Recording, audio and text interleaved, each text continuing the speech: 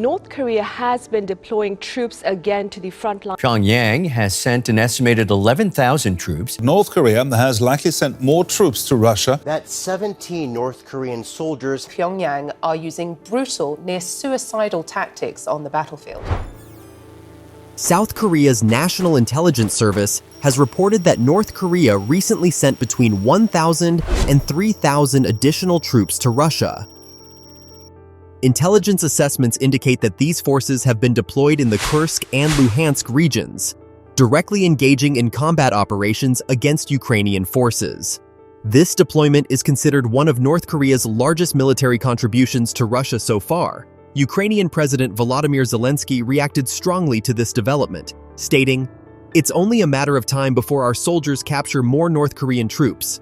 There should be no doubt in the world that the Russian army is now dependent on military aid from North Korea."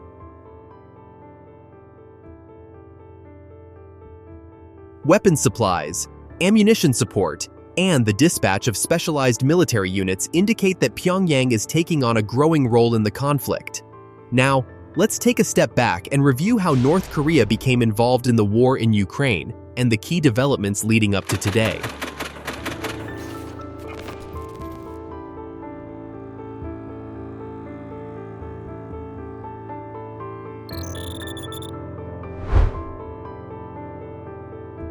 By late 2024, an unsettling development sent shockwaves through Ukraine and the West. More than 10,000 North Korean troops had made their way into Russia, raising immediate concerns. These weren't ordinary soldiers. North Korean forces are known for their rigid discipline and absolute loyalty, following commands without question, no matter the consequences. Yet, the real shock wasn't just their presence. It was the possibility of what could come next. Intelligence reports suggested that as many as 100,000 North Korean troops could soon be deployed. Imagine the battlefield, wave after wave of soldiers, relentless and unshaken, fully committed to their orders. Such a force wouldn't just reinforce Russia's lines, it had the potential to shift the course of the war itself. But things didn't go as expected. The last time North Korean troops engaged in full-scale warfare was over 7 decades ago, back in the Korean War. Since then, while North Korea has occasionally deployed forces abroad, their missions have been limited in both size and significance, often restricted to advisory roles or non-combat support. Take Vietnam, for instance. North Korea did send personnel during the Vietnam War, but fewer than 100 soldiers saw actual combat. During the Yom Kippur War, the number was larger, around 1,500 troops, yet their impact remained relatively modest.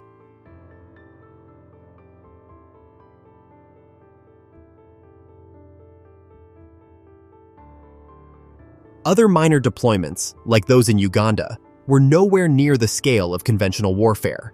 Now, in stark contrast to these past missions, North Korea's decision to send over 10,000 troops to Russia marks one of its largest foreign military deployments in modern history. And yet, these soldiers, trained in a closed-off, highly rigid system, now find themselves in an active war zone unlike anything their military has faced in decades.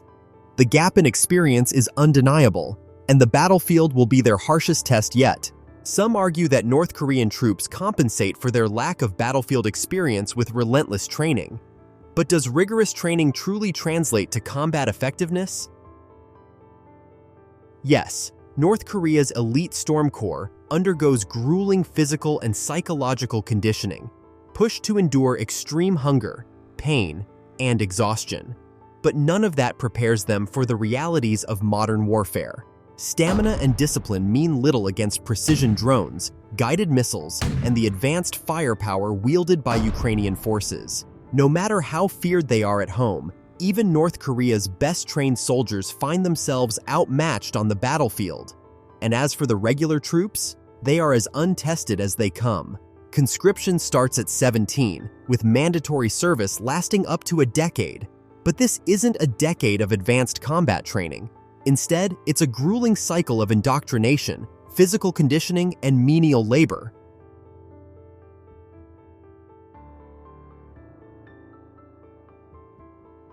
many North Korean soldiers spend more time farming and building infrastructure than preparing for real combat. Against a battle-hardened adversary armed with cutting-edge tactics and weaponry, this lack of real-world combat training is a recipe for disaster. Elite or not, North Korean troops are stepping onto the battlefield as little more than pawns in a war they are neither equipped nor ready for. Recognizing these weaknesses, Russia sought to bridge the gap with training. Military bases across eastern Russia, from Ussurisk to Khabarovsk Krai, turned into makeshift boot camps. Russian troops spent weeks trying to familiarize their North Korean counterparts with Russian systems and the brutal realities of the Ukrainian front. But let's be real, even the most intense training can't replace real battlefield experience. The North Koreans are stepping into an unfamiliar war zone, facing strategies they've never encountered. Sure, they can pick up the basics in crash courses, but will that be enough to survive against Ukraine's battle-hardened, technologically advanced forces? Highly unlikely. And here's the real issue. Russia itself is in no position to provide effective training. The Kremlin has been rushing its own troops to the front lines with little to no preparation, leaving many struggling just as much as the North Koreans. In this chaos, it's no surprise that efforts to integrate and prepare North Korean forces have been disorganized at best. Even if the North Koreans perform better than the average Russian recruit, that's not exactly a high standard. They remain ill-equipped, untested, and woefully unprepared for modern warfare. Making matters worse, they're being handed unfamiliar weapons and gear, further reducing their already slim chances of survival or effectiveness in combat. According to Ukrainian military intelligence, North Korean troops stationed near the Ukrainian border have been armed with standard infantry weapons, assault rifles, anti-tank missiles, and grenade launchers. On paper, this might suggest they are well equipped. But there's a glaring issue. They haven't been properly trained to use them. While North Korea has relied on Soviet-era weapon systems for decades, providing some degree of familiarity, that alone isn't enough. These troops were never trained for a battlefield dominated by drones, electronic warfare, and high-speed engagements. They weren't taught how to adapt to a war where quick thinking and mastery of advanced systems determine who lives and who dies. To complicate things further, these troops have been issued more advanced technology, including night vision goggles and thermal imaging devices. In skilled hands, such tools can turn the tide of battle. But these are not skilled hands. Most North Korean soldiers have had little, if any, experience with high-tech military equipment. Their training back home prioritized endurance and obedience over technological proficiency, and now they're paying the price for that gap in preparation. The first real test for North Korean troops came sooner than expected, and it was brutal. What was supposed to be a support role quickly turned into full-scale combat. Initially, these soldiers were deployed as logistical and rear-line support, assisting Russian forces from a safer distance. But that didn't last long. As Russia suffered growing manpower shortages, North Korean troops were pushed into direct combat far sooner than anticipated. The result? Catastrophic losses. According to South Korean intelligence reports, at least 100 North Korean soldiers were killed in December alone. These weren't just casualties of war. They were soldiers thrown into a battlefield they weren't ready for. The reality was undeniable. Their training hadn't prepared them for this. Against battle-hardened Ukrainian forces, their lack of modern combat experience and tactical flexibility became painfully clear. Death came fast, and as the bodies piled up, one thing became certain. North Korean troops weren't just reinforcements, they were cannon fodder. And this was only the beginning. The bloodshed was far from over.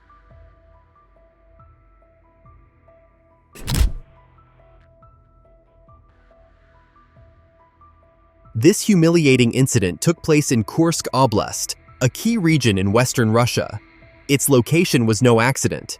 North Korean troops had been sent there to aid in reclaiming lost ground.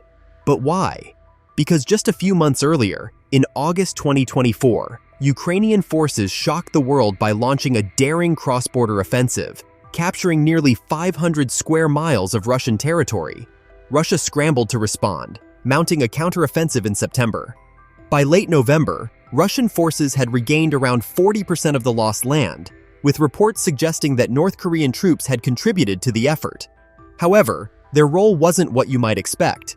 Rather than fighting on the front lines, North Koreans were assigned to backbreaking labor, digging trenches, reinforcing fortifications, and handling the dirty work that Russia's exhausted army could no longer manage. It was grueling, but it freed up Russian troops for combat. But as the fighting in Kursk escalated, the inevitable happened. North Korean troops were finally thrown into battle, and now it's painfully clear why Russia had hesitated.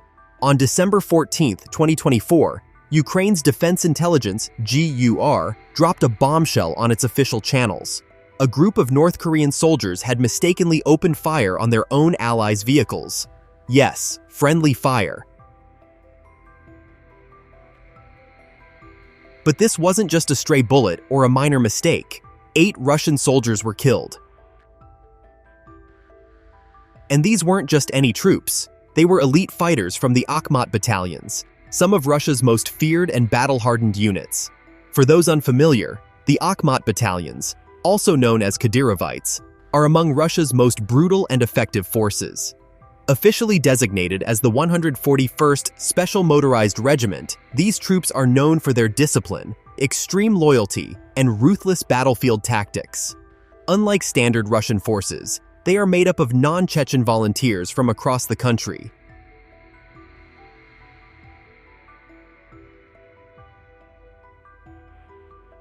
All personally loyal to one man, Ramzan Kadyrov, Chechnya's president.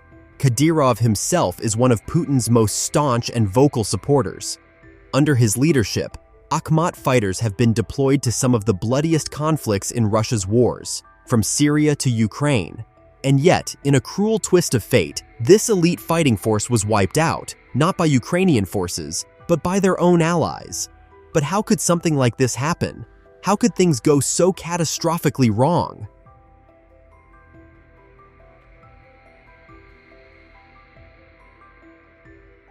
According to Ukraine's Defense Intelligence, GUR, the answer is both simple and disastrous: a language barrier.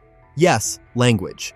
A problem that often goes unnoticed until you're in the middle of a battlefield, shouting orders at allies who can't understand a single word. In the fog of war, miscommunication isn't just a minor inconvenience, it's a death sentence.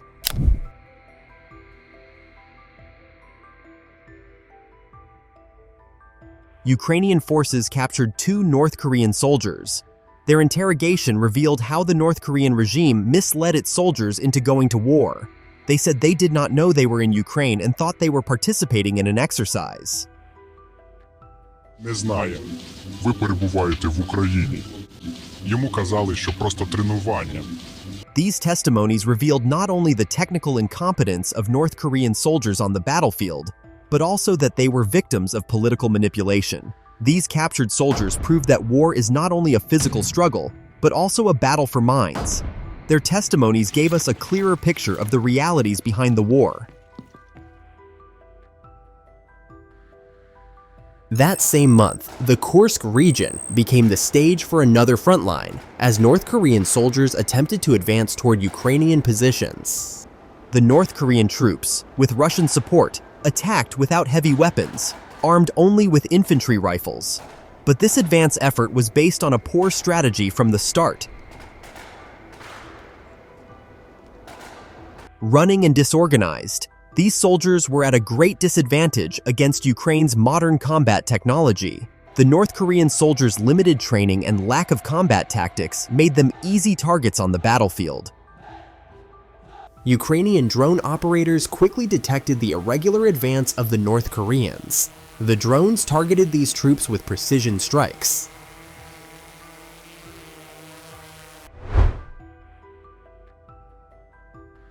During the first strikes, the North Korean soldiers moved in panic, looking for cover, but the snow-covered open terrain offered them little protection.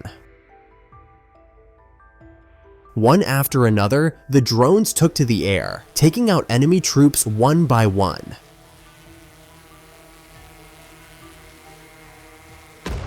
These attacks completely destroyed not only the morale of the soldiers, but also their ability to advance. A tragic moment of the war occurred in a scene in which two North Korean soldiers tried to counter a drone attack.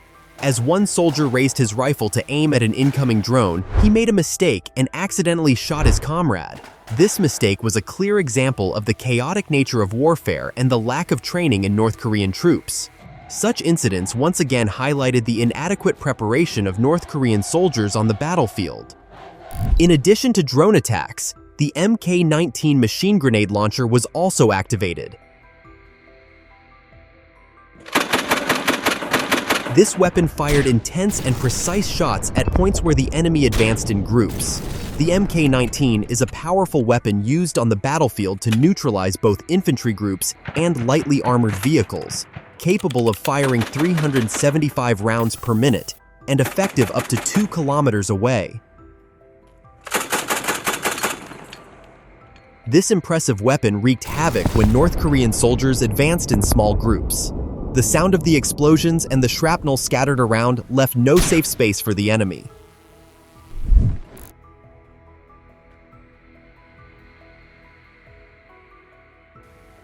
As Ukraine's technological warfare continues to evolve, North Korean troops are finding themselves in an unforgiving battlefield, one they were never truly prepared for.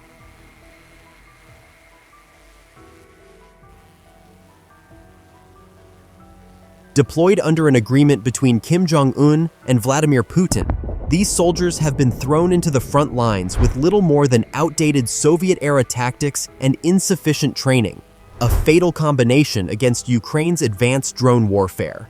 The cost has been staggering.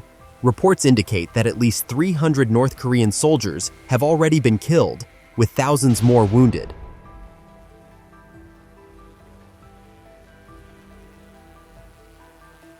Despite this, Pyongyang has shown no hesitation in reinforcing its commitment to Moscow. Just recently, an additional 1,000 to 3,000 North Korean troops were deployed to Russia, further entrenching their role in the conflict. Yet, the question remains, will sheer numbers be enough to turn the tide? The battlefield tells a different story. Each engagement exposes the glaring weaknesses of these troops: their lack of combat experience, their inability to adapt to modern warfare, and their vulnerability against precision drone strikes.